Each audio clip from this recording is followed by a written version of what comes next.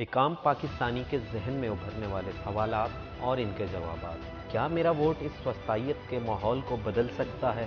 جی ہاں، آپ کا ووٹ ہی 8 فروری کو یہ بتا سکتا ہے کہ ہم آپ سے نفرت کا اظہار کرتے ہیں اور ہم اپنے لیڈر عمران خان کے ساتھ ہیں اور بلے پہ مہر لگائیں گے۔ اتنی دھاندلی میں میرا ووٹ کیا کارآمد ثابت ہوگا؟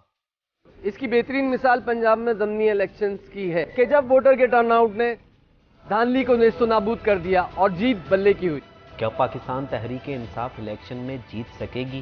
جی ہاں، کیونکہ پاکستان تحریک انصاف کو جتوانا فرد واحد نہیں، پوری قوم کی ذمہ داری ہے۔ وہ ایماندار لیڈر جس نے اس قوم کی جنگ لڑی، آج وہ پابند سلاسل ہے۔ اس کی جنگ ہم ووٹ کی طاقت سے بلے پر مہر لگا کر جیت سکتے ہیں۔ کیا مجھ میں اتنی سکت ہے کہ میں ظلم کا بدلہ لے سکوں؟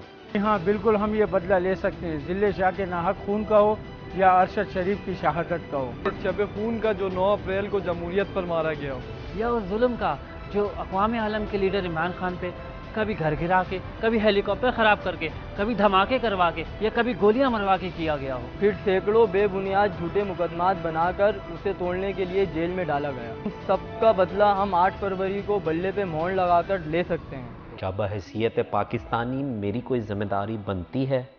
جی ہاں، بالکل بنتی ہے۔ آپ کا کام خان صاحب کے پیغام کو گھر گھر تک پہنچانا اور اپنے ذمے اپنا ووٹ ہی نہیں بلکہ اپنے عزیز و غریب کا ووٹ بھی 8 فروری کو کاسٹ کروانا ہے۔ لوگوں کو بڑی تعداد میں گھروں سے نکال کر پولنگ اسٹیشن تک لے جانا ہے اور بلے پر مہر لگوانا ہے۔ انتخابات کے لیے ہم انتخابی مہم کیسے چلا سکتے ہیں ایسے ماحول میں جب صرف تحریک انصاف کے ورکر پر کریک ڈاؤن، ریلیوں، جلسوں جلوسوں پر پابندی ہے؟ ہم انتخابی مہم کیسے چلا سکتے ہیں؟ جی ہاں بالکل، آپ انتخابی مہم چلا سکتے ہیں ورکرز کنونشن میں شرکت کر کے اور اس کا انعقاد کر کے۔ ہم اپنے ویڈیو پیغامات کے ذریعے، تحریروں کے ذریعے اور سوشل میڈیا پر پوسٹوں کے ذریعے اس تحریک کو، اس سیاسی جدوجہد کو کامیاب کر سکتے ہیں۔ 8 فروری کو بلے کی جیت کو ہم یقینی بنا سکتے ہیں۔